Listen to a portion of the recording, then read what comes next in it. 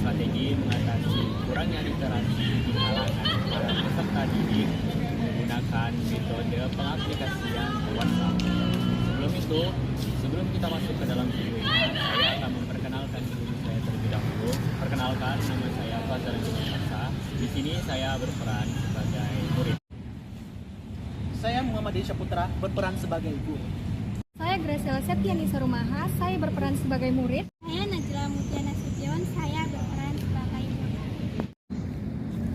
Saya Kaila Artika Ramadhani, saya di sini sebagai murid sekaligus kameramen.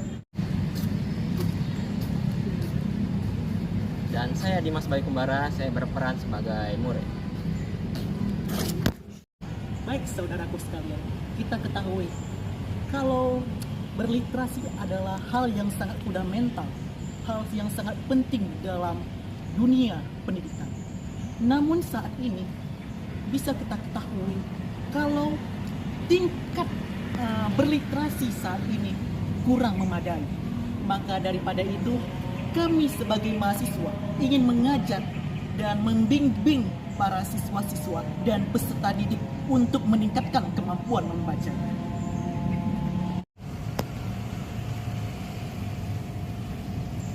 Lalu, era digital saat ini, gadget adalah alat kebutuhan bagi para peserta didik untuk kinerja dalam belajar maupun bekerja. Namun, ada salah satu aplikasi untuk meningkatkan para siswa dan peserta didik untuk meningkatkan cara berpikir kritis dan meningkatkan kemampuan belajar dan membaca mereka, yaitu aplikasi WhatsApp. Jadi, seperti kita ketahui, menurut Zohan, pada tahun 1988, seseorang yang bisa berbicara belum tentu orang yang pandai berpikir kritis.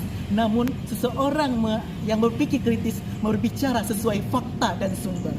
Lalu bagaimana cara kinerja aplikasi WhatsApp untuk meningkatkan literasi membaca para siswa? Mari kita saksikan. A few moments later.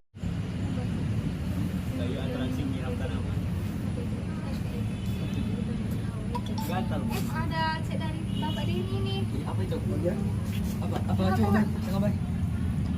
Nih, selamat pagi semuanya guys. Di sini udah lama kali kita.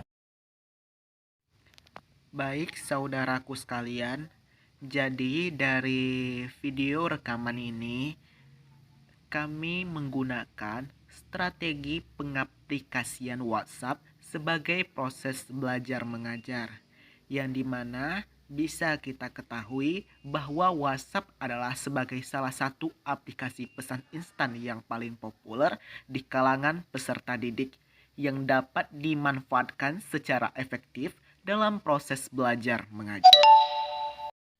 Saudaraku, kalian semua pasti sudah tahu kalau WhatsApp adalah sebagai aplikasi yang instan dan populer di kalangan peserta didik. Jadi, dari pengaplikasian WhatsApp banyak penawaran potensi besar untuk meningkatkan efektivitas proses belajar mengajar. Dari fitur unggulannya seperti grup chat, pengiriman berbagai jenis dokumen, PDF, gambar, video, dan lain-lain, serta panggilan. Saudaraku, dengan penggunaan WhatsApp dan dalam pembelajaran dapat mendorong hingga terciptanya lingkungan belajar yang lebih kolaboratif.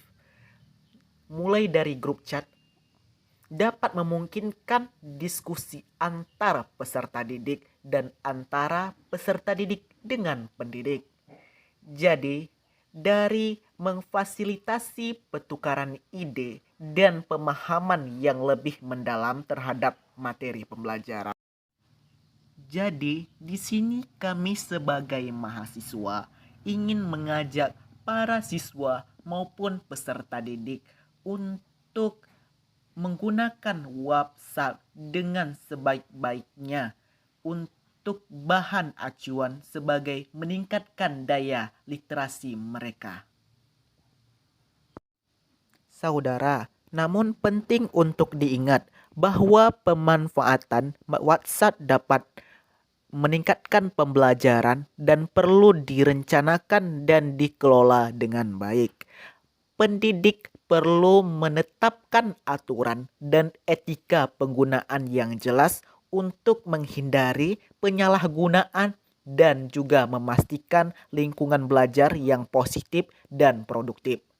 Selain itu, saudaraku, perlu diperhatikan juga aspek privasi dan keamanan data peserta didik dengan pengelolaan yang tepat pada WhatsApp dan juga dapat menjadikan alat yang ampuh untuk meningkatkan literasi digital siswa dan memperkaya pengalaman belajar mereka. Tak hanya itu, WhatsApp juga dapat mendukung perkembangan siswa yang berliterasi dalam digital dan mampu memanfaatkan teknologi untuk meningkatkan kemampuan belajarnya. Integrasi WhatsApp dengan strategi pembelajaran yang terencana dan penggunaan fitur-fitur pendukung lainnya dapat memaksimalkan manfaatnya. Jadi, ada beberapa strategi pengaplikasian WhatsApp yang dapat diterapkan.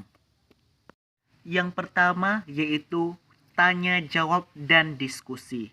Jadi, saudaraku sekalian, dalam tanya jawab dan diskusi, WhatsApp memungkinkan kepada pendidik dapat menanggapi pertanyaan ini secara real time sehingga dapat menyelesaikan kebingungan atau kesulitan yang dihadapi oleh peserta didik.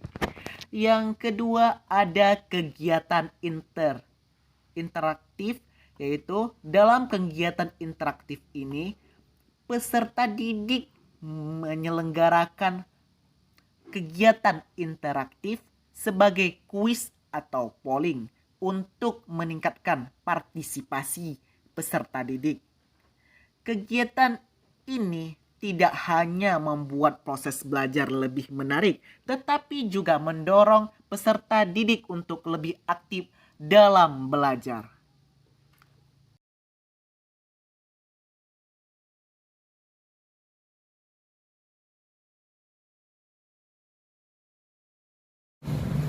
Berhak kita ketahui kalau daya berliterasi peserta didik saat ini sangat rendah.